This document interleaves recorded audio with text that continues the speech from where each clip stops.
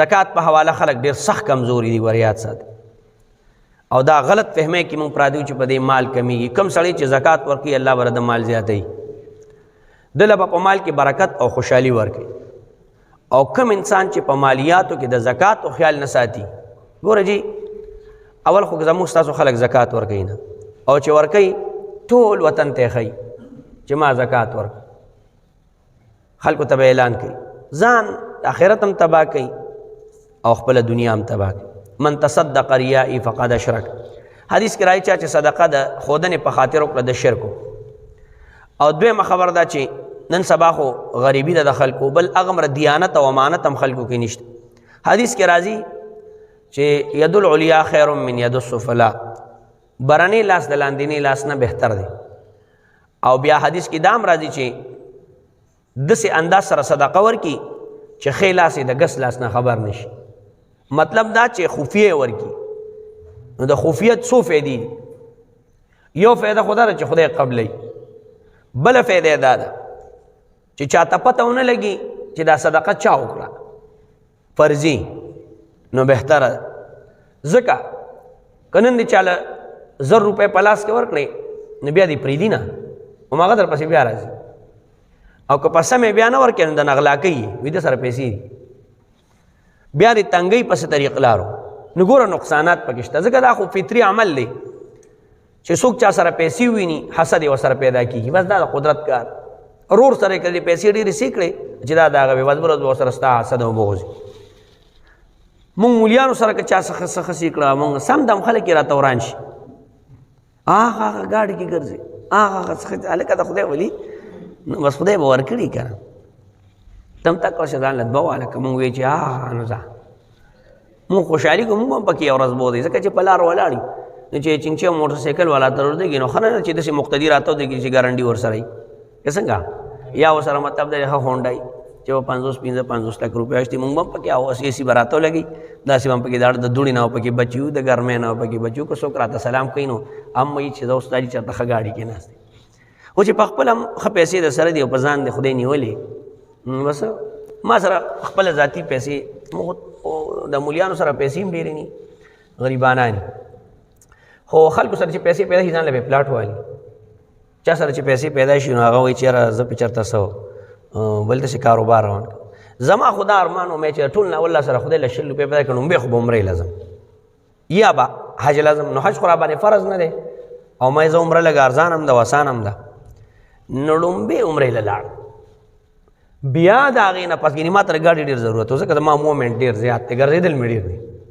بیا د هغې نه پس مې ځان له ګاډۍ واخېسته، مې زه واپس سوارلی به مې ګرځم به پکې.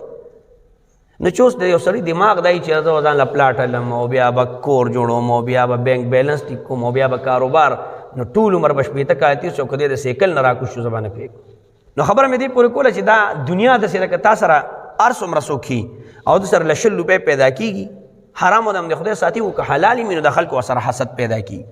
د دې وجې نه شریعت وایي که ته چاله زکات ورکوې نو ته یې داسې پټ ورکه چې هغه ګس لاس ته هم د ښي لاس نه خبر نشي. نو په دې وړه خبره کې ډېر لویه فلسفه پرته ده.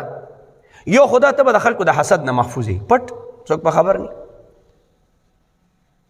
زما خپله طریقه دا ده، موږ سره خو ډېرې پیسې نه، خو که لږې مې یو چاله ورکوو نو په خپله ډایرکټ نه ورکوو. زه اکثر چېرته داسې غریب سړی وګورم یا زما داسې نږدې وي، هغه ته هم دا ته والا دله ورکړه، ده ورته داسې مه وایه چې چا راکړي، وایي بس چا راکړي.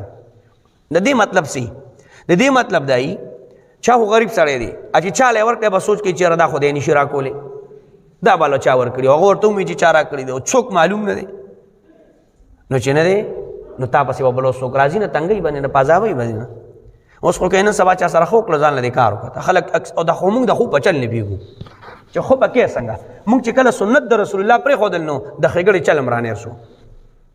موږ خو اول صدقه کوو نو چې وکوو که نه، څوک وایي هر شمې وړقوو او څوک وایي دغه دی څه ورته وایي ډبه ډبه ټول خلک به ورته ولاړې، راشه که نه دا مواد او دا غنم او دا بیا به هلته هغه کره مې وړولېږل که نه، هغه له مې چیني ورکړه که نه او غوړي مې ولې ورکړه، جامې مې هم مله واچتې. نو هغه چې څوک دې اوري نو هغه خپله هم سوچ کوي، بل ورځ به سره هغه هم حسد پیدا کړي. چې چاله دې ورکړه ورته نه خبر شو، هغه وایي چې راشه دا خو مې ښه کار چې که دی به ښه جوړې وارې والا دی، څوک خو پوهېږي هم نه که نه. نو بیا خلک وایي ښېګړې شان نشته، خېګړې شان شاه سره خو کې بیا ور پازابي نو لکه خدي کړي خو په غلطه طریقه دی کړي تراشه زموږ سره کېنه موږ برته لار خو موږ اکثر خلکو ته وایو چې د خېګړې په چل نه پیګوتې شیز موږ لار